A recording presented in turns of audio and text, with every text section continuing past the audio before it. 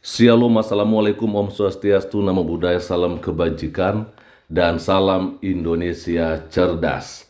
Nah, Bapak Ibu, Saudara-saudari dimanapun berada pada kesempatan pagi menjelang siang hari ini, jelas saja di layar bahwa ada sebuah spanduk bertuliskan, kami warga RW 01 menolak izin pendirian gereja Kanaan Jawa yang berada di RT 03 RW 01, Kelurahan PD Karya, Kecamatan PD Aren ya.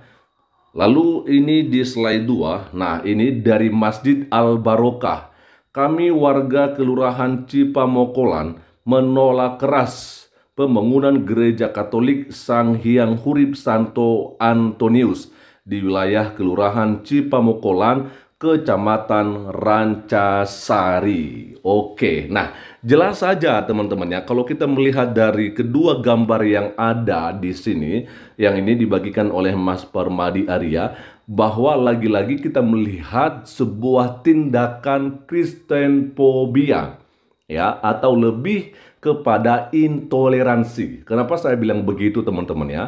Karena mereka ini adalah orang-orang yang tidak mau menerima keberadaan dari orang yang berbeda agama dengan mereka. Ya, seperti apa yang ada di RW 01 ya, Kelurahan PD Karya, Kecamatan PD Aren ya, di mana mereka menolak adanya izin pendirian gereja Kanaan Jawa.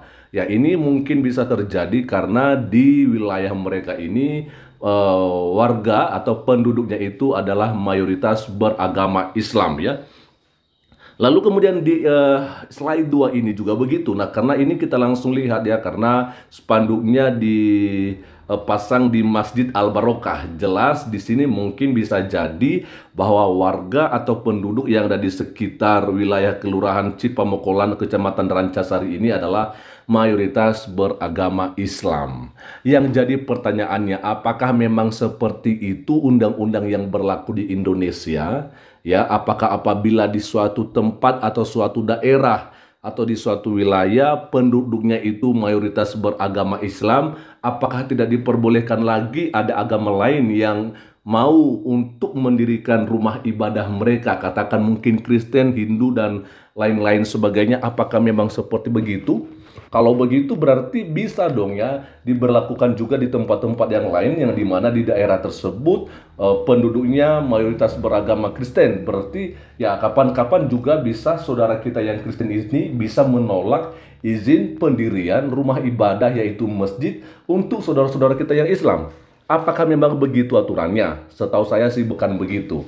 Ya, yang saya tahu orang-orang yang melakukan hal yang seperti ini adalah orang-orang yang tidak mempunyai toleransi atau mereka-mereka yang intoleransi, seperti hari-hari ini juga kita melihat ada seorang ibu ASN gitu ya, seorang yang bekerja di pemerintahan Kota Bekasi di Dinas Pariwisata dan Kebudayaan, malah melarang juga orang yang mau beribadah gitu loh ya. Kita akan coba melihat dulu bagaimana sebuah caption dari Mas Permadi Arya ya. Ini dia.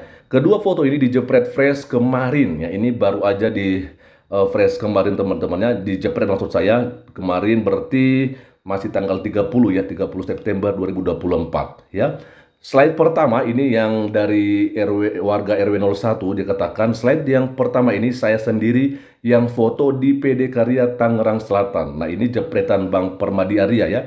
Lalu di slide yang kedua yaitu di Masjid Al Barokah ini difoto di Rancasari Bandung. Apakah Pancasila masih sakti? Karena meski PKI sudah tidak ada, tapi ada yang sedang menggerogoti melemahkan Pancasila. Intoleransi orang-orang mabuk agama. Ya, nah ini dia teman-teman ya.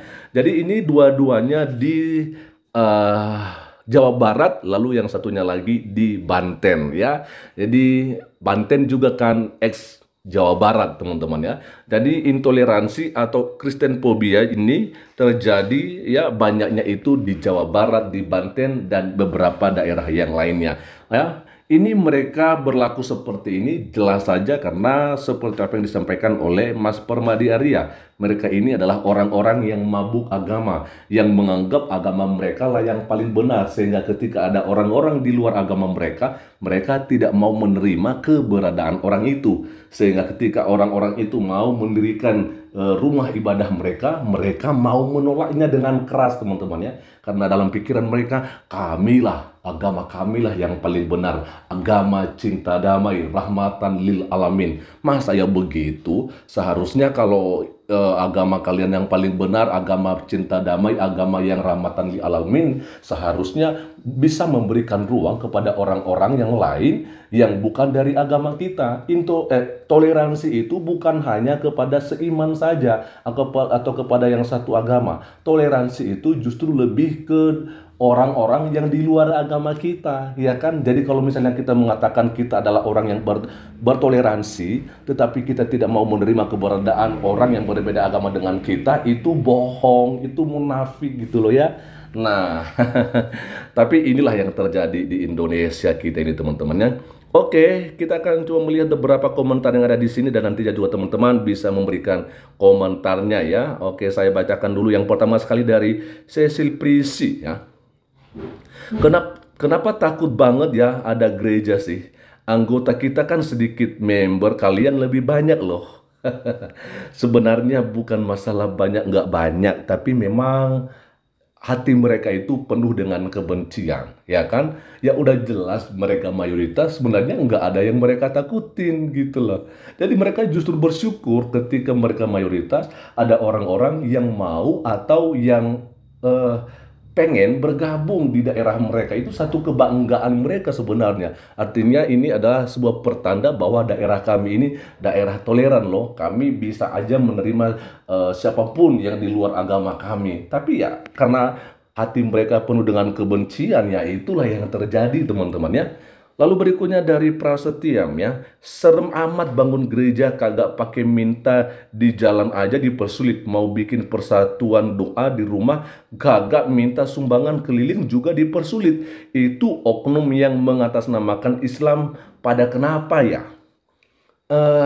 Ya itu dia memang mengatasnamakan Islam, tapi kalau kita juga melihat orang-orang atau oknum-oknum yang melakukan itu, apakah mereka juga beragama Islam? Saya pikir pastinya mereka juga oknum yang beragama Islam, ya kan? Lalu berikutnya dari pelayan 13, beribadah di rumah diusir. Kalau mau ibadah berjam-jam punya izin. Giliran mau bangun rumah ibadah ditolak, nggak diizinkan. Terus harus gimana? Itulah yang kita pertanyakan ya. Ini pertanyaan kita sama-sama nih ya. Jadi ya bukan hal yang baru lagi sebenarnya.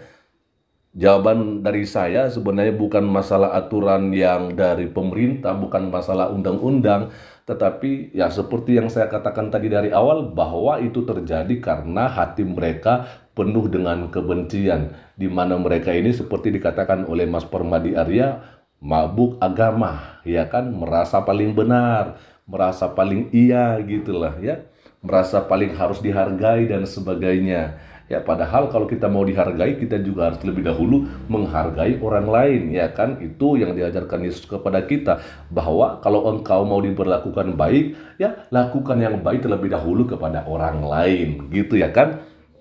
Oke, lalu selanjutnya ada dari musik Vera Tematik. Mungkin karena namanya begitu agung sehingga membuat mereka takut. Ya, betul sekali karena nama Yesus adalah nama yang agung ya.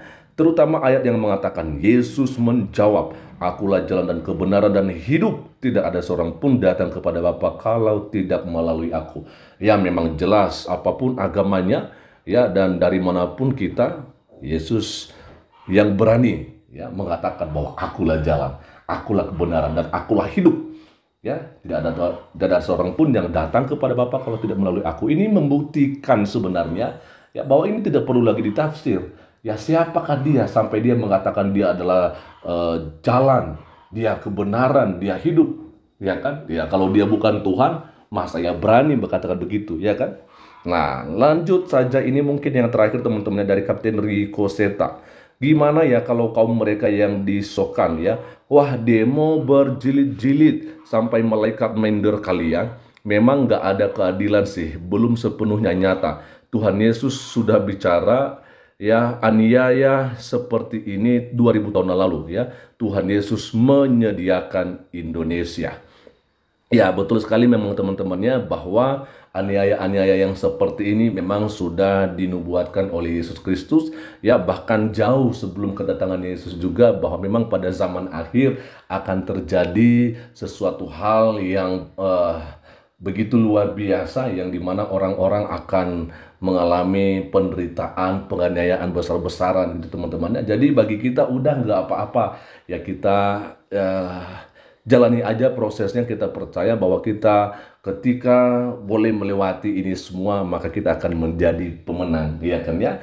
Hanya saja tentunya dengan kejadian-kejadian yang seperti ini teman-teman ya, membuat kita jadi malu aja dengan negara-negara yang lain, ya kan, karena kita mengatakan bahwa toleransi begitu luar biasa di Indonesia gitu ya, tapi malah kejadiannya tidak seperti begitu.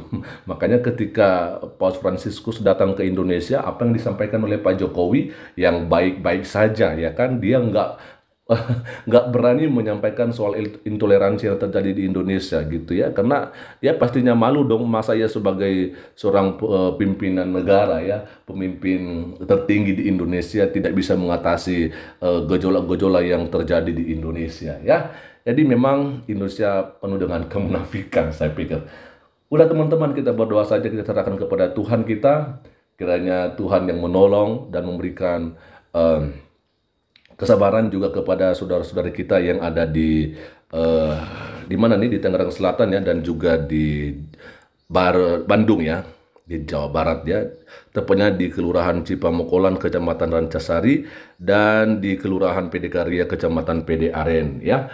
Oke, itu aja dulu, dan kiranya Tuhan Yesus Kristus memberkati kita semua. Shalom, Assalamualaikum, Om Swastiastu, Namo Buddhaya, salam kebajikan, dan salam Indonesia cerdas.